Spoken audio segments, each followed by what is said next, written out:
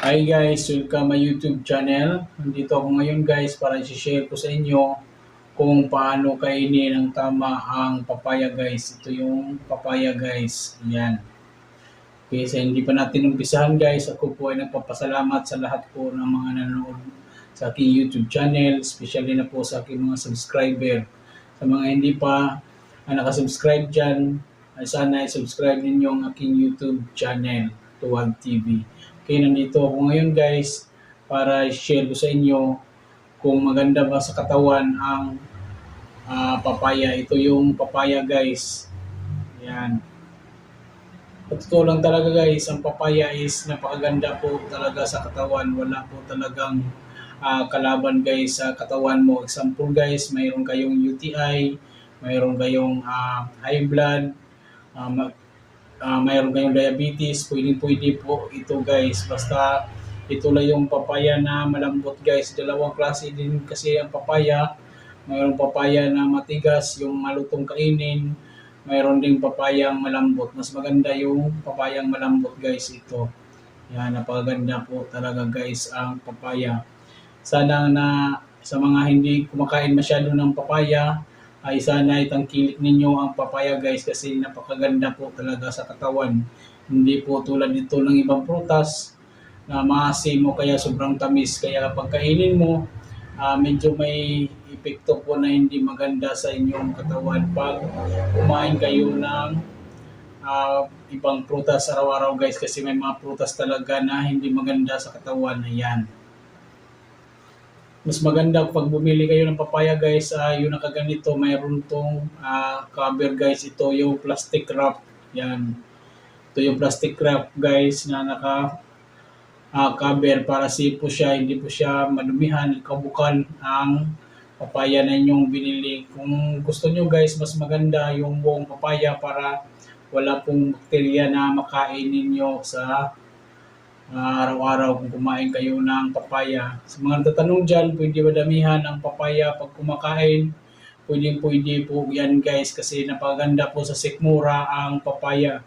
Hindi po talaga tulad ng ibang prutas na pagdamihan mo ay hindi po maganda sa katawan. Ayan, ito po yung papaya guys.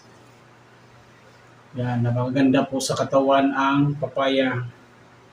Basta tandaan ninyo ang papaya guys, dalawang klase. Mayroong papaya na hindi siya masyado malambot, matigas. Mas maganda yung ganito guys. Ayan, malambot siya guys. Yan, maganda to sa katawan ang ganitong papaya. Tanggalan nyo muna ng buto. Ayan, ito yung buto niya guys. Pwede naman to itanim kung mayroon kayong bakuran. Pwede niyo itong itanim yan. Para dumadami. Mas maganda talaga guys. Kung sa mga nagugulay ng papaya, kasi may mga tao talaga mahilig magulay ng papaya, mas maganda kung lutuin masyado ang papaya bago kainin. Hindi po maganda rin ang papaya guys pag kumakain tayo ng medyo malasado kasi medyo matigas. Hindi po maganda sa sikmura ka natin na kumakain tayo ng pagkain na hindi masyado naluluto dahil mapapagod po yung sikmura natin. Yan po ang dahilan na tumaas po ang ating acid reflux at saka sasakit po ang ating tiyan. Yan po ang dahilan na palaging sakit po yung tiyan natin dahil po yan sa acid reflux guys. Dahil sa mga kinakain natin, napakahilig po natin kumakain ng mga hindi masyado naluluto na pagkain. Mas maganda kung gulay talaga guys sa papaya is lutuin natin masyado. Hindi po natin gawing malasado. Kung kumain tayo ng papaya na gulay. Sa mga hinog naman guys, mas maganda talaga yung ganito guys. Di ba malambot siya? Yan. Malambot siya guys.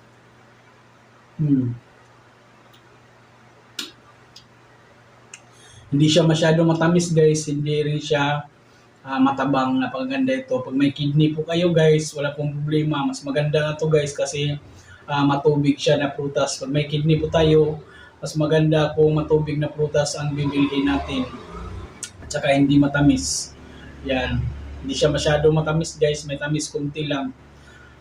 Yan. Napakaganda po ang papaya sa katawan. Kahit araw-arawin guys, pwede. Kagandahan sa papaya guys, kapag nagpapaya ka palagi ay napapansin ko guys, pag yung taong mahilig sa papaya ay napakaganda po talaga. Kasintabi lang po sa kumakain dyan, napakaganda po talaga sa dumi guys. Wala pong problema sa inyong pagdumi. Napakaganda po sa sikmura. Yung may mga ulcer, hindi masyado inatake yung ulcer nyo. Hindi masyado matake dahil maganda yung giling sa inyong sikmura. Hindi siya mapapagod guys. Yan po dahilan na hindi sasakit yung tiyan mo kasi napaganda po sa pagdumi. Pasintabi lang po talaga sa kumakain dyan. Maganda po sa pagdumi ang papaya. Wala pong problema guys. Sa may mga urine infection dyan, pwede po araw-arawin ng papaya. May mga kidney infection. Pero kung mayroon naman kayong naramdaman guys na hindi ninyo alam, mas maganda talaga guys kung magpa-check up kayo sa doktor. Dahil ang doktor lang po talaga guys ang isang nakakaalam kung anong sakit ang meron tayo. Mas maganda talaga guys na 4 na araw pa lang, 5 araw, mas maganda kung magpa-check up na tayo agad sa doktor. Dahil sila lang po talaga ang pinaka-the best guys na makagamot sa katawan natin kung anong sakit na meron tayo. Sa tandaan ninyo guys, ang papaya, pwede po siya talaga araw-arawin guys. Hindi siya tulad ng ibang prutas na hindi mo siya pwede araw-arawin kasi may epekto. Ang papaya guys, wala pong epekto. Basta mas maganda guys talaga yung malambot na papaya para di mapapagod yung sikmura natin. Ayan, napakalambot po siya guys. Ayan, kita ninyo.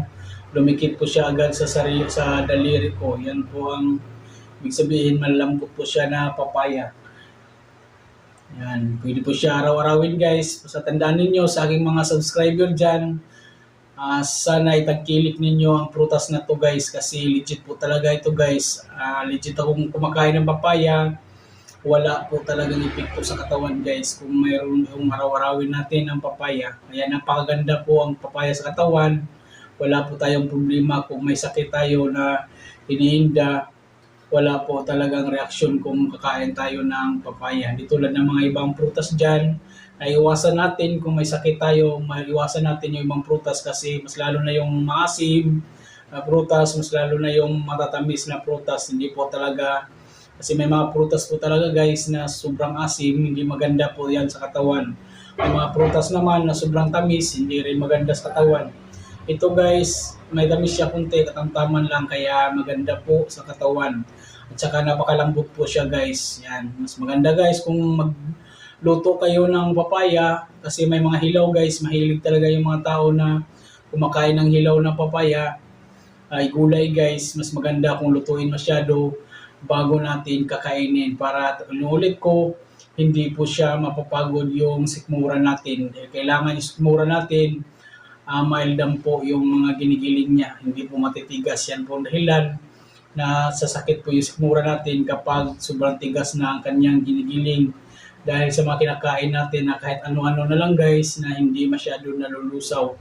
Kaya gagawa po ng acid ang ating katawan. Yan po ang dahilan guys na tumataas po yung acid reflux natin at sasakit po yung tiyan natin. Basta inuulit ko guys, kung mayroon tayong sakit na naramdaman sa ating katawan, mas maganda po talaga na magpakonsulta tayo agad sa doktor dahil ang doktor po talaga ang isa sa mga nakakaalam kung anong sakit mayroon tayo. Okay?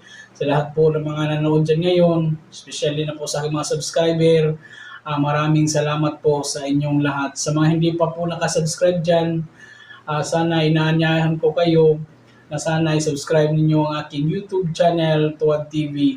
Dahil dito po guys, legit po ang ating advice guys. Kahit hindi man tayo naganahan sa pagpanood, at least may nakakuha tayong kalaman konti guys. Kasi ako guys, nagtuturo po talaga kung ano ang dapat natin na i-vlog dito.